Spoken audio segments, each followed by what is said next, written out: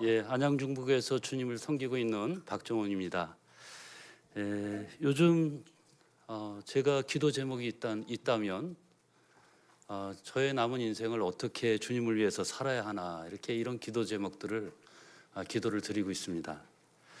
그리고 또 요즘 이렇게 시대를 보면서 자녀 세대를 볼 때 어떻게 살아야 될까라는 정말 고민들이 이렇게 고민해야 될 때가 아닌가, 이런 생각들을 하게 됩니다.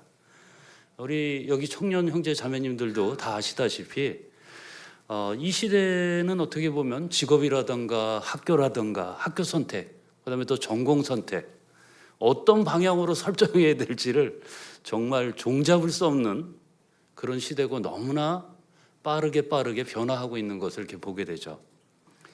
AR이 나와갖고 너무나 이렇게 빠르게 진행되고 있습니다. 그리고 또 사회 초년생들은 경험이 없으면 직업을 이렇게 구하기가 정말 어려운 시대를 이렇게 살아가고 있습니다.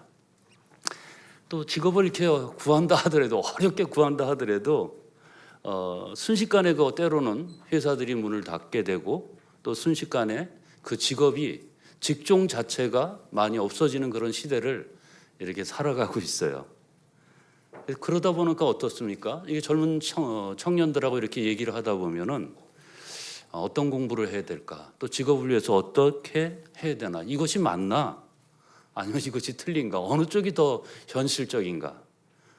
어떻게 보면 하루하루 너무나 이렇게 달라지는 시대에 살고 있는 것을 보게 됩니다. 이번 전청 주제가 뭡니까? 전도와 섬김의 사명인데요. 요즘 시대를 이렇게 보게 되면 다 누구나 섬김을 얘기해요. 섬김의 리더십, 그다음에 또 가정에서나 교회에서나 사회에서나 이 섬김이 필요하다고 많은 사람들이 이렇게 얘기를 하고 있습니다. 그런데 제가 이렇게 섬김을 이렇게 보게 되면 이 섬김의 의미가 요즘은요, 너무나 자기 중심적인 개념으로 자리를 잡고 있는 것을 보게 되죠. 그런데 제가 우리 젊은 청년 형제님들에게 꼭 말씀드리고 싶은 것은 우리는 변하는 것에 붙잡아서는 안 된다는 것입니다. 우리는 변하지 않는 것에, 그것에 중심을 둬야 된다는 것이죠. 변하지 않는 것이 무엇이 있을까요? 하나님 말씀이죠. 우리가 변하지 않는 이 성경에 우리는 그 원리를 잡아놔야 된다는 것입니다.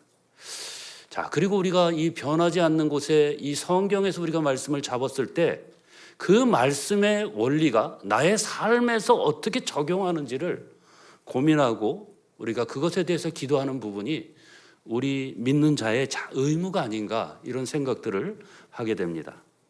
자, 예수님은요, 이 세상에 계셨을 때 우리에게 섬김과 전도에 대한 두 가지 큰 전제의 말씀을 하셨던 것을 보게 됩니다. 자, 하나는 어떤 부분인지 아십니까? 마태복음 22장에 쭉 나오게 되는 부분이 있어요. 주님께서 말씀 이렇게 하시기를 하나님을 사랑하고 내 이웃을 내 몸과 같이 사랑하라, 이렇게 말씀하신 것을 보게 됩니다. 이것이 바로 큰 계명이에요. 그리고 또 하나는 무엇입니까? 마태복음 28장 18, 19, 20절을 쭉 보시게 되면요, 가서 모든 민족으로 제자를 삼으라, 이렇게 말씀하신 것을 보게 됩니다. 자, 우리가 이렇게 보게 되면 이웃을 사랑하고 제자를 삼는 것, 어떻게 보면 이 두 말씀은 좀 동떨어져 보여요. 그런데 우리가 엄밀하게 생각해 보면 이 말씀은 동떨어지지 않았다는 사실입니다. 이 말씀의 본질은 무엇입니까? 하나님을 사랑하는 사람은 하나님이 사랑하시는 영혼을 사랑하게 된다는 사실이에요. 그런데 여기서 우리가 주의 깊게 생각해야 될 부분이 무엇입니까? 이 성경이 말하는 이 섬김은요, 단순히 어떤 친절이나 누구에게 잘하고 그런 봉사에 머물러서는 안 된다는 사실입니다. 이 성경적 섬김은 무엇이냐? 하나님을 사랑하는 마음에서 시작하는 것이에요. 그리고 이웃을 사랑하는 것으로 나타나고요, 마침내 그 영혼을 사랑하는, 영혼을 살리는 이 복음 전도로 나타나야 된다는 것을 제가 말씀을 준비하면서 보니까 그것이 흐르고 있다는 것을 보게 됩니다. 자, 그래서 오늘은 제가 제목을요, 섬김의 삶의 최고봉이라는 이런 제목으로 우리 성도님들과 함께 같이 나누도록 하겠습니다. 자, 우리 먼저 말씀 한번 찾아보고 읽고 우리 같이 말씀을 이어가도록 하겠습니다. 마태복음 22장 37절에서 40절. 자, 함께 한번 찾아보겠습니다. 마태복음 22장 37절에서 40절입니다.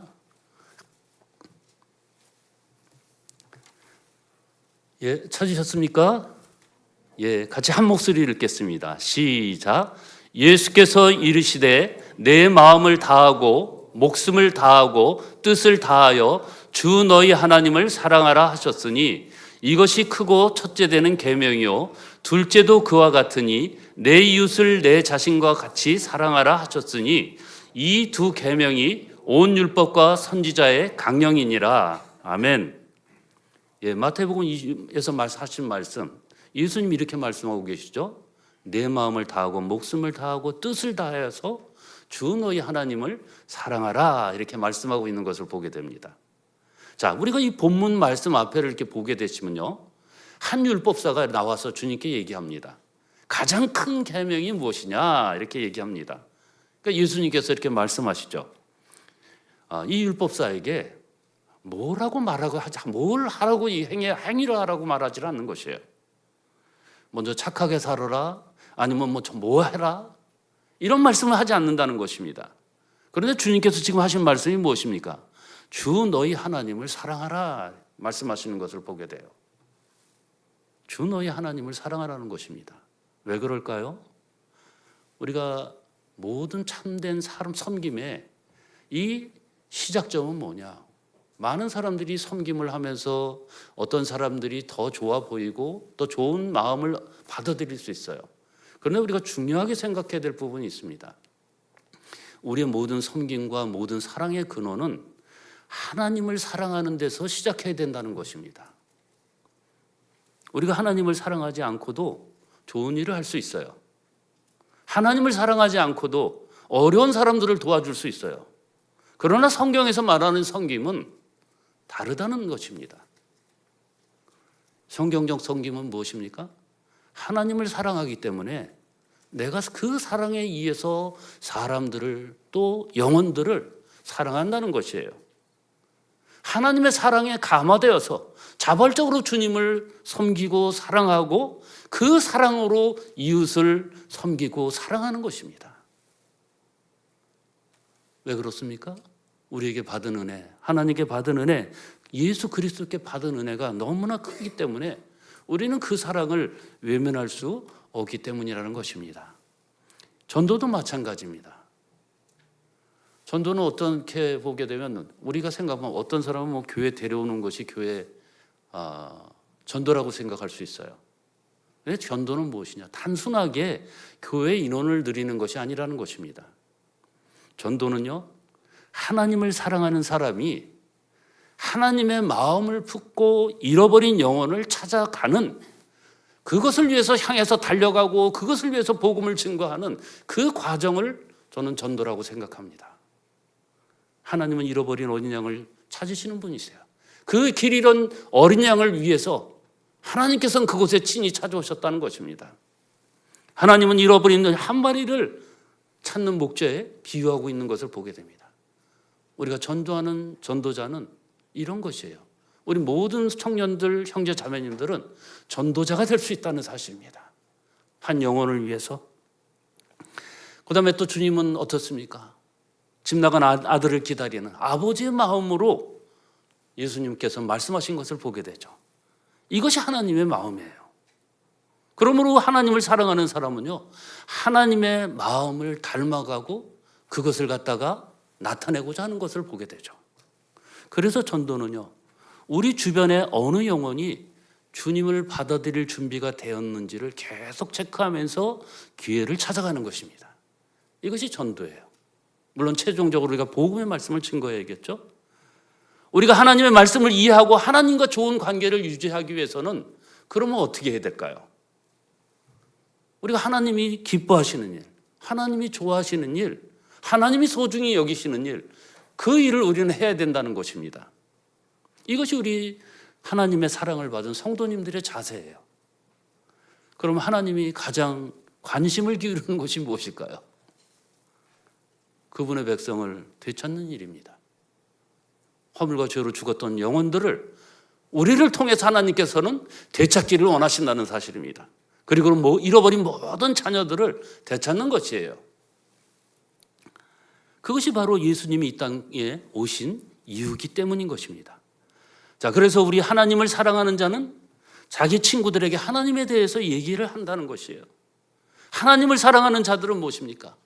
하나님 마음에 가장 소중한 하나님의 아들에 대해서, 하나님께서 그 아들을 통해서 이루신 그 아드님의 죽음에 대해서 다른 사람에게 전한다는 사실입니다. 내가 나만 알고 입을 꾹 닫는 것은 이건 아니죠. 우리 자세가 아니라는 것입니다. 존 스튜어트라는 성도는 기독교 선교는 말로 복음을 전하는 일과 삶으로 사랑을 나타내는 일을 분리하지 않는다고 이렇게 말씀하신 것을 보게 됩니다. 우리가 참된 선교는 뭐냐? 참된 전도는 뭐냐? 복음의 선포와 사랑의 실천이 함께 품어져야 된다는 사실입니다. 그러나 우리가 그 중심에는 언제나 하나님께서 그리스도 안에서 행하신 구원의 이 복음이 담겨져 있어야지 우리가 그것을 참된 선교, 복음 전도라고 우리는 드릴 수 있다는 것입니다. 자, 우리가 요즘 전도하지 못하는 이유가 뭡니까? 전도하지 못하는 이유가 뭘까요? 어떤 사람은 강대상에만 들어주고 아니면 누구한테 무슨 얘기만 하려고 그러면 입이 딱 다물어지는 분들이 계세요. 물론 그분도 이해가 돼요. 말을 잘 못하기 때문에 복음을 못 전할 수 있어요. 그다음에 어떤 분들은 용기가 부족해서 그런 일을 할 수가 있죠. 아니면 다른 사람에게 내가 복음을 증거할 때 거절당하는 것을 두려워해서 나를 갖다가 저렇게 보고 이상하게 보면 어떡할까? 그것이 두려워서 그렇게 하지 못할 때가 있다는 사실입니다. 하지만 우리가 더 근본적인 근원으로 들어갔을 때 보게 되면 우리가 하나님의 마음을 잃어버리기 때문에 그럴 수밖에 없었다는 것입니다. 하나님을 사랑한다고 하면, 하나님이 사랑하시는 영혼에 대해서 무관심한다면 우리의 사랑은 다시 점검되어야 된다는 사실입니다. 전도는 우리가 복음 증거는 말하기 전에 우리 마음에서 시작된다는 것이에요. 그래서 하나님을 사랑하는 마음이 회복될 때 우리는 잃어버린 영혼을 향해서 다시 우리의 마음이 움직일 수 있다는 것입니다. 만약 우리 영혼에 만약 우리 마음이 정말 잃어버린 영혼에 대해서 무관심한다면요, 우리는 다시 한번 우리가 회개하고 주님 앞에 우리를 자복해야 된다는 것입니다. 그리고 우리가 기도해야 되죠. 주님, 저에게 주님의 마음을 품게 해달라. 주님의 마음을 품게 해주십시오. 우리는 기도해야 된다는 것입니다. 주님이 사랑하는 영혼을 저도 사랑하게 해주시고 주님이 찾으시는 그 사람을 저도 찾게 해주십시오. 우리는 기도해야 된다는 사실입니다.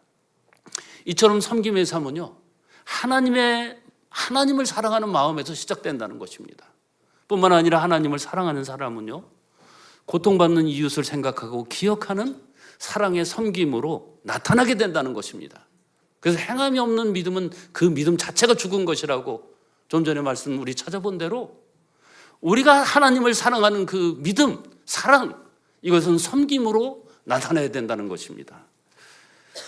자, 우리가 좀 전에 우리 하나님 말씀 읽었는데요. 마태복음 22장 39절 40절 제가 읽도록 하겠습니다.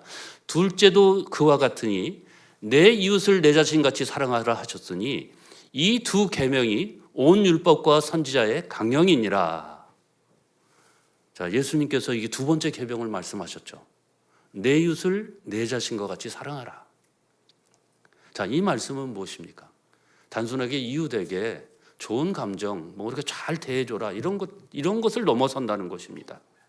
실제로 여기 보게 되면 내 이웃을 내 몸같이, 내 몸 요즘 잘 관리들 많이 하시죠? 아들내미 보니까 요즘 얼굴을 갖다가 요즘 화장품을 갖다가 이렇게 잘 골라서 얼굴에 피부가 상하지 않도록 잘 골라서 이렇게 잘 관리를 하더라고요. 우리의 몸은 잘 관리를 합니다. 그런데 우리가 알고 있는 우리의 가까운 이웃들, 우리를 똑같은 방법으로 돌보냐는 것이에요. 여기 둘째도 그와 같으니 여기서 그와 같은 이의 의미가 이것입니다. 하나님을 사랑하는 똑같은 방법으로 이웃을 사랑하라는 거 여기 분명히 선포하고 있다는 사실입니다. 이웃의 외면을, 아픔을 외면하지 말라는 것이에요. 이웃의 필요를 그냥 보고 지나치지 말라는 것입니다. 우리가 그 말씀을 갖다가 우리가 히브리서 13장 1절에서 3절, 13절 말씀에 3절 말씀에 보게 되면 이웃 사랑에 대한 그와 같은 이의 의미가 어떻게 보면 여기 구체적으로 잘 나와 있는 것을 보게 됩니다. 제가 한번 읽도록 하겠습니다. 히브리서 13장 1절에서 3절입니다. 형제 사랑하기를 계속하고 손님 대접하기를 잊지 말라. 이로써 부지 중에 천사들을 대접한 이들이 있었느니라.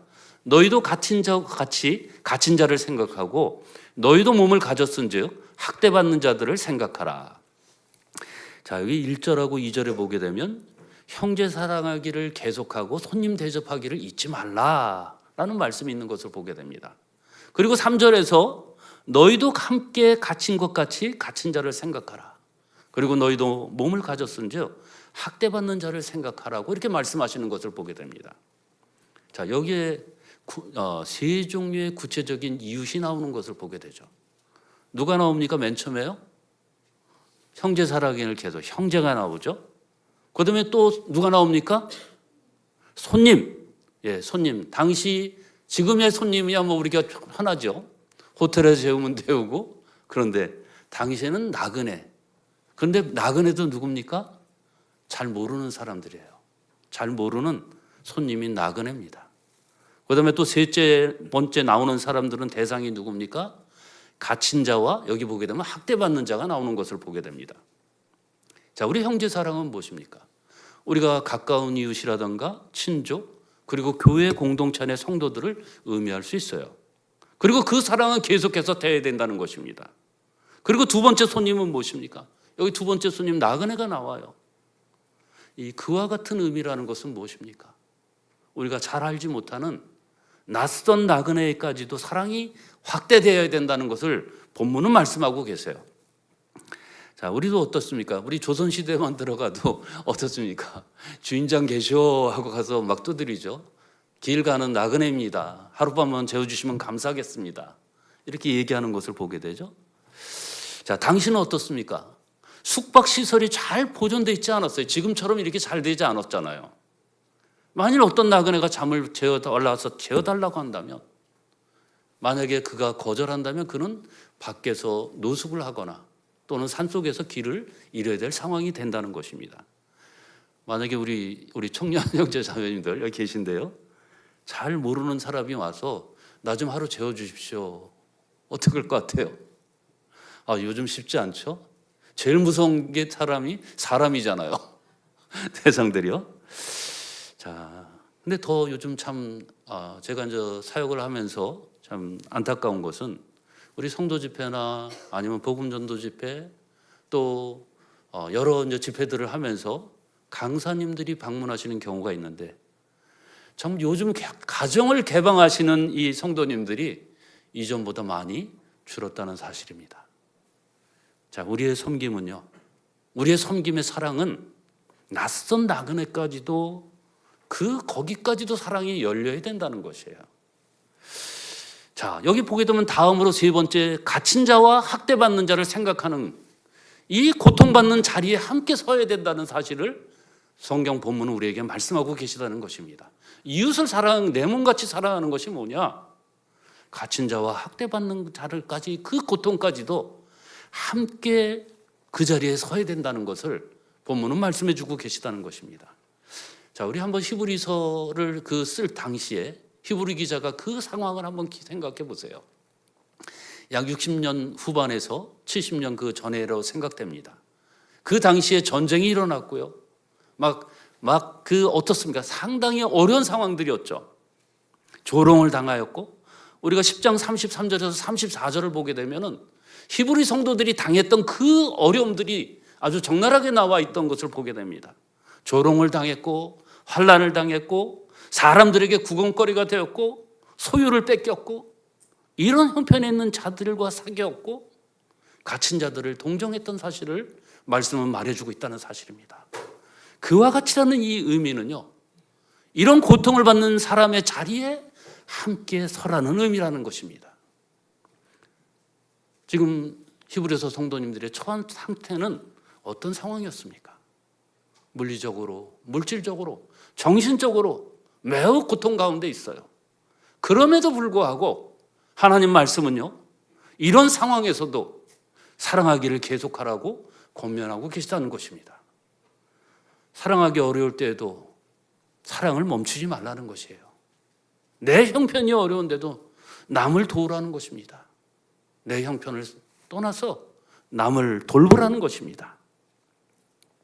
내가 손해볼 수밖에 없는 상황이 온다 할지라도 갇힌 자와 여기 고통받는 자들을 기억하고 함께 서라는 사실입니다.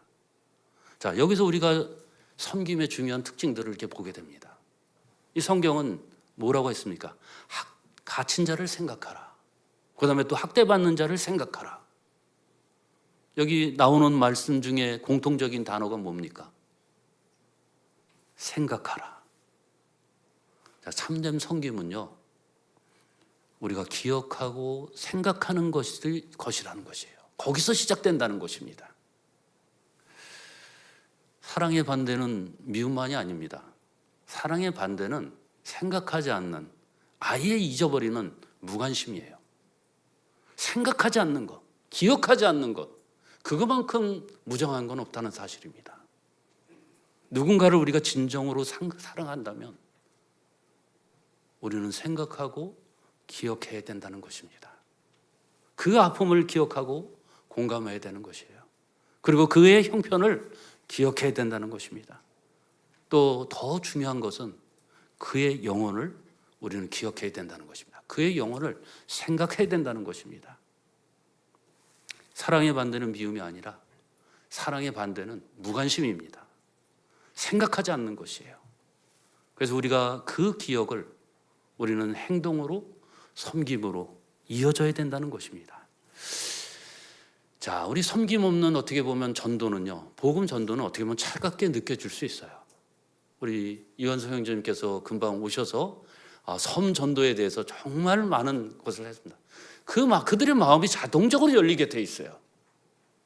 성경적 섬김은 사람의 필요를 돌보는 데서 그치지 않는다는 것입니다. 동시에 그 사람의 영혼을 사랑하는 복음 전도를 포함하는 것을 말씀하고 계시다는 것입니다. 자, 우리 주변에 기억해야 될 사람들이 있지 않습니까? 우리가 정말 의지할 데가 없는 외로운 자들이 있어요. 그리고 병든 이웃들이 있습니다.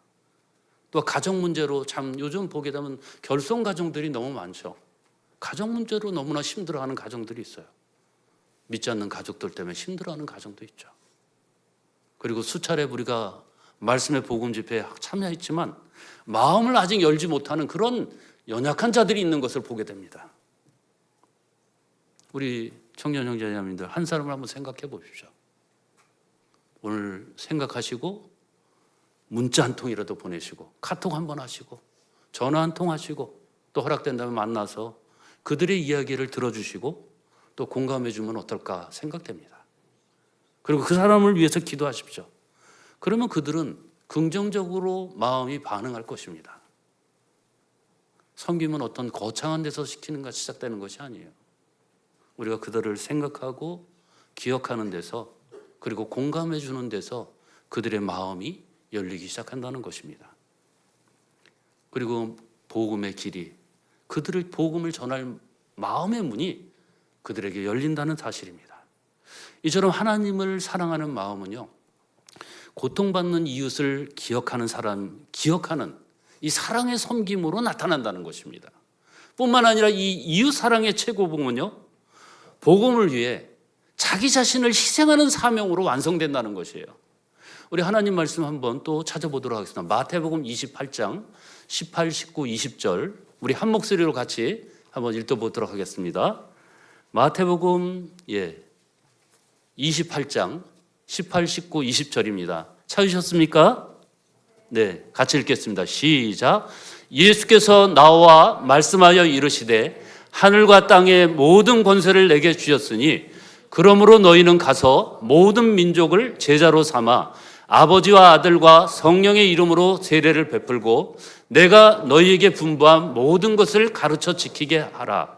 볼지어다 내가 세상 끝날까지 너희와 항상 함께 있으리라 하시니라. 자, 마태복음에서 지금 28장에서 부활하신 예수님께서 말씀하세요. 하늘과 땅의 모든 권세를 주셨으니, 그리고 이어서 또 말씀하시기를 뭐라고 하냐요? 그러므로 너희는 가서 모든 민족으로 제자를 삼아라. 이렇게 말씀하시는 것을 보게 됩니다. 자, 우리 여기서 전도의 출발점, 복음 전도의 출발점을 분명히 알아야 된다는 것입니다. 복음 전도의 출발점은 무엇입니까?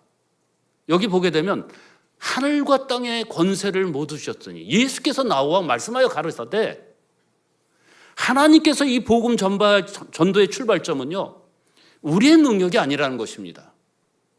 어떤 교회 프로그램에 의해서 준비되는 것도 아니라는 것이에요.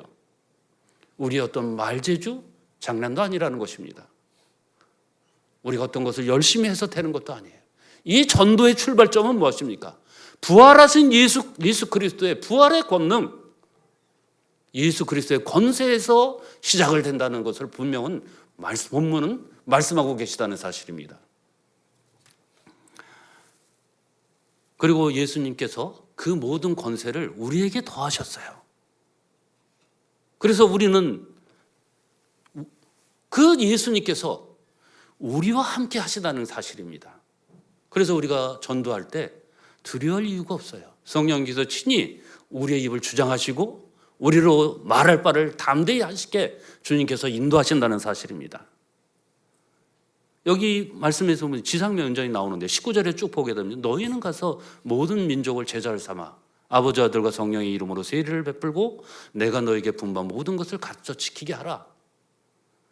여기 지상명령은요, 단순히 교회에 데려와라 이 명령이 아니라는 것입니다. 성도를 만드는 데서 그치지 말라는 것이에요. 주님께서 말씀하시는 것은 뭐냐? 제자를 삼으라는 명령을 하고 계시다는 것입니다. 세례를 주고 주님이 분부하신 모든 것을 가르쳐 지키게 하라는 명령을 지금 하고 계시다는 사실입니다. 제자를 삼고 가르쳐 지키게 하기 위해서는 복음 전하는 전도자가 해야 될 부분은 무엇입니까? 하나님 말씀을 읽고 묵상하고 스스로를 우리는 무장을 해야 된다는 것입니다. 우리가 하나님 말씀 복음 전거하기를 원하십니까? 하나님 말씀을 읽고 묵상하고 스스로를 우리는 무장해야 된다는 것입니다. 이 복음 전도는요, 한 번의 말로 끝나는 것이 아닙니다. 한 영혼을 주님이 믿게 하고 예수님을 따르게 하고 예수님의 제자로 살아가도록 하는 것은 오랜 마라톤 같은 섬김의 사역이 필요하다는 사실입니다. 저희 자매 간증을 좀 하게 되면요, 저희 자매가 한 25년, 6년경에 어떤 처녀를 이렇게 만났어요. 그 자매와 계속해서 관계를 맺었습니다. 이렇게 계속해서 교제해주고 또 때로는 이렇게 음식을 사주기도 하고 계속해서 그 관계를 이렇게 같이 했어요. 근데 어느 날 중간에 또 이렇게 사라졌어요. 그러다 또 어느 순간 또 만나서 계속해서 똑같은 일을 반복했습니다. 그러다가 약 10여 년 전에, 10몇 년 전에 또 교회로 왔어요. 그래서 그 자매가 성도가 돼서 지금 잘 섬기고 있어요. 약 한 20년 가까이가, 그리고 지금도 완전하진 않아요. 주님 섬기고 있는데 점점 잘 세워져 가고 있어요. 이처럼 어떻게 보면 한 영혼을 구원하는 것은 20년이 넘는 기간 동안의 긴 오랜 생활의 마라톤이라고 저는 생각이 됩니다. 그리고 이 일을 수행하기 위해서는 우린 반드시 우리 각각의 성도님들의 희생이 필요하다는 것입니다. 일단 시간을 내야죠. 바쁜 시간에 시간을 내야 돼요. 그리고 그들 영혼을 위해서 물질을 희생해야 되는 것입니다. 때로는 또 어떻습니까? 내가 정말 그 자존심마저 내려놔야 된다는 것입니다. 그리고 내가 좀 쉬우면 좋겠는데 나의 편안함을 내려놔야 된다는 것입니다. 때로는 어떻습니까? 내가 주님 복음을 증거하기 위해서 정말 오해받을 수 있고 내가 정말 나는 그런 거 안 믿어 하고 거절을 당하는 그 거절도 감수해야 될 그런 희생을 우리는 해야 될 때가 있다는 사실입니다. 그러나 이것이 섬김의 최고봉이에요. 왜냐하면 영혼을 살리는 그 일보다 귀한 섬김은 없다는 사실입니다. 배고픈 사람에게 밥을 주는 것 좋은 섬김이에요. 아픈 사람을 돌보는 것도 좋은 섬김입니다. 귀한 외로운 사람들에게 정말 친구가 되어주고 그들의 이야기를 들어주고 또 공감해 주는 것, 이것 또한 좋은 섬김이라고 생각됩니다. 그런데 우리가 그 사람이 어떻습니까? 하나님에 나가는 좋은 관계를 유지한다 할지라도 영원한 생명이 없이 살아간다면 우리는 가장 중요한 것을 아직 전하지 못하고 있다는 것입니다. 자, 히브리서 9장 27절 말씀에 보게 되면요, 한 번 죽는 것은 사람에게 정해진 일이요 그 후에는 심판이 있으리라고 분명히 말씀 선언하고 있는 것을 보게 됩니다. 참된 섬김은 무엇입니까? 우리의 육신적인 피로만을 보는 것이 아니에요. 오늘의 아픔만을 보는 것이 아니라는 것입니다. 참된 섬김은 영원한 운명까지, 영원한 세계까지도 우리는 그것을 바라봐야 된다는 것입니다. 자, 라이트라는 그 성도님이 하나님의 백성은 하나님의 선교에 참여하는 존재라고 이렇게 설명하고 있는 것을 보게 됩니다. 그래서 교회의 사명은 교회가 만드는 것, 물론 어떤 교회마다 표가 있어요. 그렇지만 중요한 것은 하나님께서는 이미 목적과 사명을 이미 만들어 놓으셨다는 것입니다. 그 목적과 사명은 뭐냐? 하나님이 세상을 회복하시려는 이 복음을 통해서, 이것을 복음을 통해서 또 우리의 전도를 통해서 하나님께서 이 세상을 회복하시려는 큰 계획을 이미 계획하셨어요. 그러므로 이 복음 선택, 복음 선도는요 뭡니까? 이것은 선택사항이 아니에요. 하나님의 백성의 정체성입니다. 감사하게도 정말 우리 브레드린 쪽에서 정말 이 정체성이 너무나 분명한 것이 너무나 정말 감사가 됩니다. 우리의 선교의 궁극적인 목적은 뭐냐? 이 정체성을 회복하는 것이고 하나님의 영광과 예배를 회복하는 것으로 설명하고 있는 것을 보게 됩니다. 전도는 우리의 입술의 말을 통해서 사람을 설득하는 일이 아니에요. 죄인이 하나님을 예배하는 사람으로 완전히 바뀌는 것입니다. 하나님을 떠난 사람이, 죽었던 영혼이 살아나는 것이에요. 그리스도 예수 안에서 우리가 살아나는 것입니다. 그러므로 이 복음 전도는 가장 깊은 섬김이라는 것입니다. 가장 희생적인 섬김이에요. 가장 영원한 열매를 맺는 이 섬김이 된다는 사실입니다. 만약에 오늘 같이 이렇게 다 같이 잠을 주무셨는데 만약에 한쪽에서 불이 난다면 어떻게 할까요? 혼자 그냥 뛰어나갈까요? 안 그렇죠? 옆에 있는 사람들을 어떤 방법을 통해서라도 피곤해서 나 좀 자게 놔도, 그렇다 할지라도 수단과 방법을 가리지 않고 깨울게 된다는 사실입니다. 깨우려고 보면 그 사람이 짜증낼 때도 있죠. 왜 자기 피곤한데 그러냐? 짜증난다고 안 깨웁니까? 우리 해야 된다는 것입니다. 자, 어떤 사람은 전도하라 했더니만 어떤 사람은 막 다투는 것을 보게 돼요. 그런데 우리는 전도는요, 내가 옳다는 것을 전도하는 것이 아니라는 것이에요.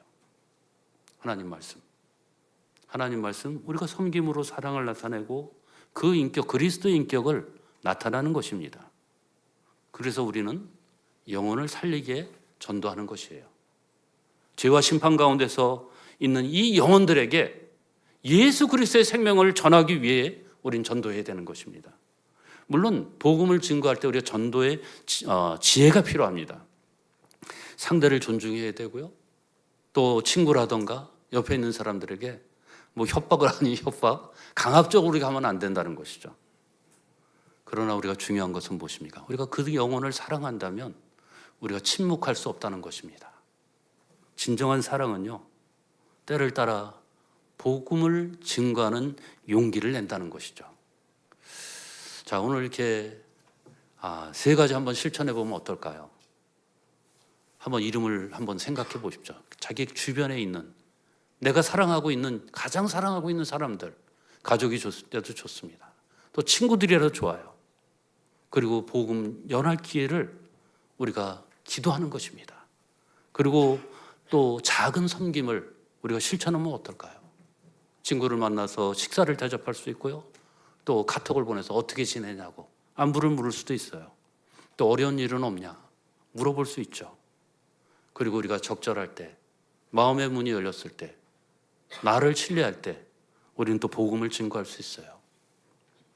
우리가 복음 증거하는 것은 아주 복음 증거자님들 우리 여기 많이 계신데 우리가 길게 할 필요도 없어요. 예전에는 예수 천당에도 복음 증거됐어요. 우리가 복음 증거하는 것은 무엇이냐면요, 우리 말의 능력이 있는 것이 아니에요. 성령님께서 하고자 하시는 그 역사를 성령님께서는 행하신다는 사실입니다. 우리의 입술을 열 때 주님 사랑하셔서 이 땅에 오셨습니다.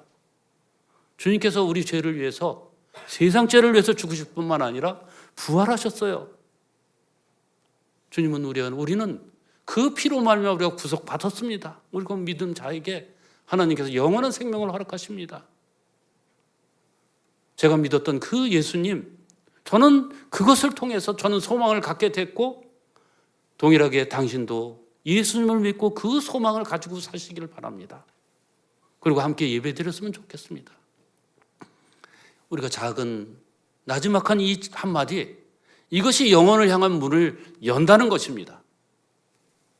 자, 오늘 이렇게 말씀을 통해서 우리 섬김의 삶의 최고봉이라는 주제로 우리 청년 형제 자매님들에게 말씀드렸는데요. 자, 우리가 22장 마태복음 22장에서는 대계명으로 하나님을 먼저 사랑하라고 이렇게 말씀하시는 것을 보게 됩니다. 그리고 하나님 사랑은 이웃 사랑으로 나타나고 있는 것을 보게 됩니다. 그리고 히브리서 13장에서는 그 사랑이 어떻게 실질적으로 섬김으로 나타나고 있는지를 이렇게 말씀드렸습니다. 이웃 사랑은 섬김으로 나타나요. 그리고 마태복음 28장에서 지상 이 대명령을 통해서 이 그 섬김이 복음으로 나가야 된다는 것, 모든 민족으로 제자를 삼아야 된다는 것, 주변에 있는 모든 자들을 복음으로 전거해야 된다는 것을 말씀하고 있는 것을 살펴봤습니다. 섬김의 최고봉의 삶은, 섬김의 삶의 최고봉은 무엇이냐? 영혼을 살리는, 모든 포커스는 영혼을 살리는 이 복음 전도로 이어져야 된다는 것입니다. 우리가 복음 전하는 것은 주님의 길을 따르는 것입니다. 우리가 한 영혼을 위해 시간을 내는 것은 주님의 마음을 닮아가는 것입니다. 우리가 희생하고 섬기는 것은 십자가의 사랑을 삶으로 증거하는 그것이 된다는 사실이에요. 사랑하고 우리가 섬기고 우리가 복음 증거하는 그런 삶들을 살아가는 우리 청년들이 됐으면 좋겠습니다. 감사합니다.